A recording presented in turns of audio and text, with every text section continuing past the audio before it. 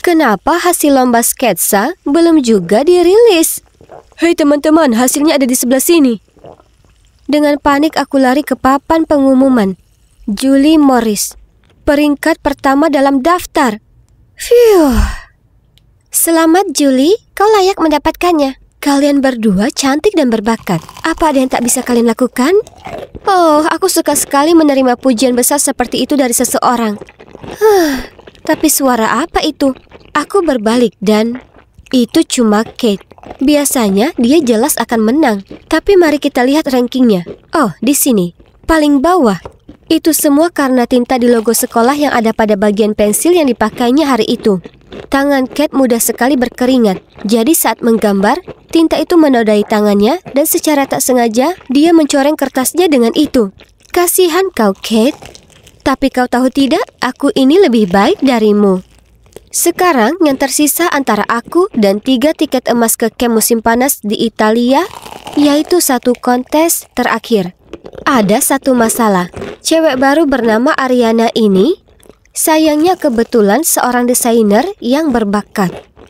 Julie, apa kau baik-baik saja? Bu, Julie pingsan. Ada cowok yang berteriak keras dan dengan panik membawaku ke ruang UKS.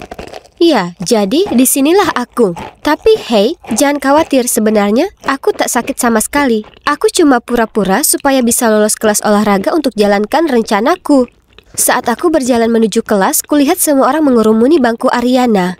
Aku bertanya ke temanku apa yang terjadi, dan dia bilang seseorang telah menumpahkan kopi pada gambarnya. Ariana sangat panik dan terus memeriksa jam tangannya. Dia harus menggambarnya ulang, tapi waktu hampir habis. Tiba-tiba ada suara berkata, "Hei, ada yang menjatuhkan kalung di sini." Mungkin itu pelakunya. Secara tak sadar kusentuh leherku dan itu tak ada di sana. Kemudian ada tangan di pundakku yang membuatku terkejut dan menoleh. Itu adalah Rebecca. Kalau aku tak salah, ini punyamu, ya kan? Dia melotot padaku. Itu kalungku. Tapi, jadi bagaimana bisa benda itu ada di bawah bangku Ariana? Di saat itu aku sangat gemetaran sampai tak bisa berkata apapun. Beruntungnya aku, Ariana menimpali. Kurasa ini cuma kebetulan. Julie tak mungkin lakukan hal seperti ini. Semua orang setuju dengannya, mengatakan bahwa gadis baik sepertiku tak mungkin melakukan hal jahat. Tak apa, Rebecca hanya bingung. Itu saja, jangan khawatir. Beraninya Rebecca menuduhku. Sungguh gila mengingat kami dulu bersahabat. Kalian tahu, aku sudah mengenalnya sejak kecil karena orang tua kami berteman. Tapi kemudian dia tumbuh dan menjadi sok tahu yang menyebalkan. Tapi hey, aku harus kesampingkan itu. Aku harus fokus pada desainku. Hanya karena sudah kusabotase desain Ariana, tak berarti aku bisa lengah. Sungguh penantian menegangkan untuk mengetahui apa aku berhasil masuk daftar camp musim panas.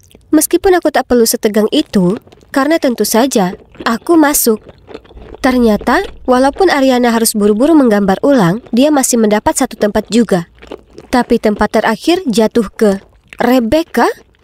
Hah? Aku tak tahu dia juga tertarik ke desain fashion.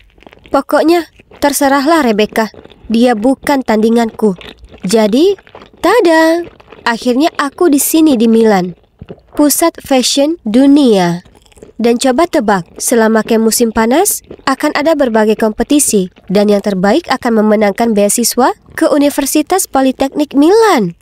Tak dapat dipercaya, sudah kuimpikan hal ini sejak lama. Tak ada yang akan menghalangi jalanku.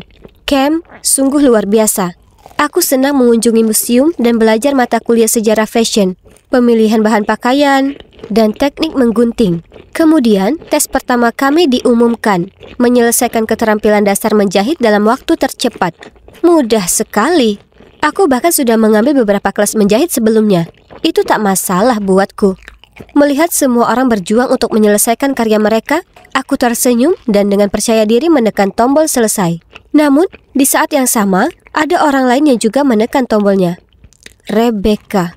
Tentu saja, para juri menyukai karyaku. Tapi melihat mereka memuji karya Rebecca itu menyebalkan. Kok bisa orang yang tak pernah ikut kelas menjahit sebelumnya bisa begitu hebat? 2 minggu di camp musim panas berlalu. Kemudian tantangan terakhir pun tiba, yang akan menentukan pemenang. Semua kandidat mendapat sepotong kain lebar. dan hanya itu yang diberikan ke kami, yang artinya tak ada ruang untuk kesalahan. Semua orang berusaha fokus dan mendesain dengan intensitas maksimal. Kulirik Rebecca, yang sepertinya hampir selesai dengan gaunnya. Dan jujur, gaun putrinya tampak simpel, tapi elegan. Tiba-tiba, itu membuatku cemas. Sejak kapan dia jadi begitu menyebalkan? Kami istirahat sebentar di siang hari, jadi semua orang pergi makan siang. Sementara aku tinggal sedikit lebih lama untuk menyelesaikan tes. Aku hanya tak selera makan, mengetahui gaunku belum sempurna. Hanya saja, aku tak mampu berkonsentrasi dengan desainku. Malah aku terus saja menatap manekin Rebecca. Sebaiknya aku lakukan hal ini atau tidak?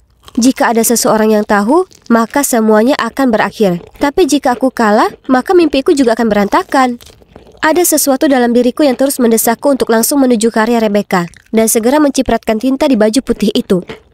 Jantungku berdegup kencang antara senang dan cemas. Lalu aku segera kabur dari tempat kejadian. Saat semua orang kembali ke ruangan itu dan melihat gaun Rebecca, mereka tersentak kaget. Hah? Kenapa Rebecca satu-satunya yang tidak panik? Dengan tenang diambilnya kuas dan mencelupkannya ke dalam wadah tinta dan jalan menuju gaun itu. Lalu dia mulai mencipratkan tinta ke atas gaun. Apa yang dimainkannya? Pertanyaanku segera terjawab saat gaun dengan pola tinta yang unik muncul di depanku. Parahnya, wajah para juri berbinar-binar melihatnya dan mereka sangat menghargai kemampuannya memecahkan masalah. Selamat Rebecca, kau selesaikan pekerjaan dengan baik. Tidak, terima kasih berkat kau Julie. Mari kita lihat siapa yang menang. Rebecca mencibir lalu jalan pergi. Apa maksudnya itu? Apa dia tahu kalau akulah yang melakukannya? Aku sangat khawatir sampai aku berguling-guling sepanjang malam. Hei, Julie, bangun.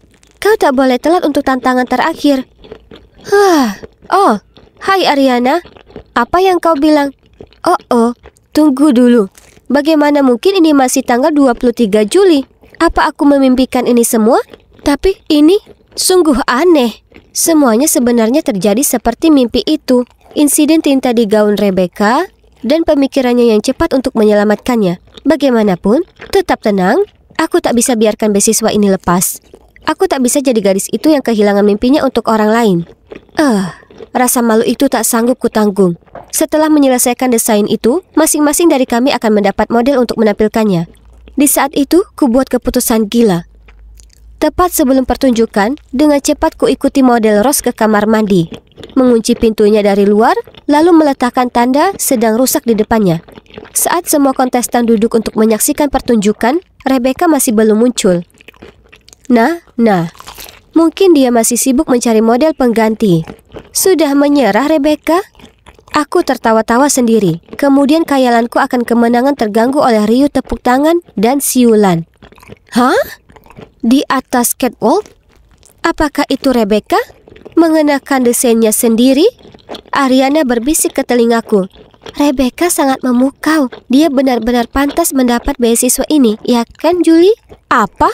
Bagaimana Rebecca mengungguliku? Lagi? Hei Julie, bangun. Kau tak boleh telat untuk tantangan terakhir. Apa? Ini masih tanggal 23 Juli? Tunggu dulu. Ini artinya Rebecca masih belum menang dan aku masih punya kesempatan. Kali ini, kuputuskan untuk tidak mengacaukan gaun Rose. Sebaliknya, ku cari online beberapa ide untuk memperbaiki desainku sendiri. Dan kutemukan desain yang luar biasa di sebuah blog fashion yang agak mirip dengan yang dikerjakan Rebecca. Ternyata nona kecil sempurna kita ini hanyalah pencuri ide. Jadi kuputuskan untuk mendesain gaun yang sama. Dan 1 jam sebelum tampil adalah waktu untuk menarik pelatuk. Aku melapor ke juri kalau Rebecca mencuri ideku dan mengklaim diriku sendiri sebagai pemilik blog itu. Tapi bukannya menunjukkan kepanikan, sebuah seringai muncul di wajah Rebecca saat dia menoleh padaku dan berkata, "Permainan berakhir, Julie." Lalu ia langsung menuju juri. Aku tak tahu apa yang dia katakan ke mereka, tapi mereka diskualifikasi aku setelahnya. Permisi? Aku tak bisa bernafas atau berpikir atau apapun. Aku menunjuk ke arah Rebecca dan berteriak, "Dia itu pencurinya. Ada yang salah di sini." Kemudian Rebecca dengan tenang mendekatiku. "Usaha yang bagus, Julie, tapi trik kotormu itu tak akan bisa bodohi aku. Aku tahu kamu yang merusak proyek Catherine dan Ariana. Dan coba tebak siapa pemilik asli blog itu?" "Ya, aku." Aku menatapnya kaget. Saat dia lanjut membahas alasan sesungguhnya kenapa dia berhenti berteman denganku. Dia bilang itu semua karena kecemburuanku yang sudah mengubahku menjadi cewek yang jahat. Julie, kau ini cantik dan berbakat. Kau perlu percaya pada kemampuanmu sendiri, bukannya malah menyabotase karya orang lain. Jangan jadi orang seperti itu. Aku terbangun, berkeringat.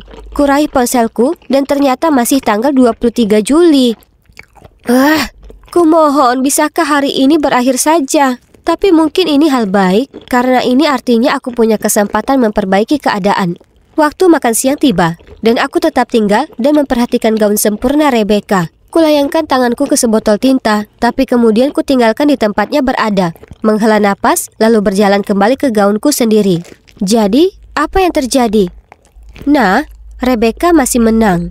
Tapi kalian tahu apa? Itu tak jadi soal. Sudah kuusahakan yang terbaik, aku tidak curang, dan ya, gaun Rebecca memang layak menang. Setelah kompetisi, kulihat beberapa cewek lainnya memberi selamat Rebecca. Jadi aku berjalan mendekat dan menepuknya di bahu dan memberinya senyuman tulus dan berkata, "Aku hanya ingin mengucapkan selamat. Desainmu menakjubkan." "Terima kasih, Julie. Aku juga sangat suka gaunmu. Jahitanmu sangat teliti." Oke, jadi aku tak menang. Tapi aku belajar pelajaran berharga. Aku harus selalu memberi 100% pada setiap yang kulakukan. Bukannya membuang begitu banyak waktu dan energi berusaha mengacaukan keadaan bagi orang lain. Oh, dan mengenai perputaran waktu itu, kukaitkan itu karena tekanan kompetisi. Kurasa itu pasti membuatku merasa seolah aku terjebak di dunia mimpi, sampai aku menyadari kesalahan di dalam tindakanku. Akhirnya, sudah kutemukan kedamaian batin, dan akhirnya aku keluar dari mimpi itu. Harus kuakui, aku sempat terengah-engah saat bangun, dan itu akhirnya sudah tanggal 24 Juli. Hehe.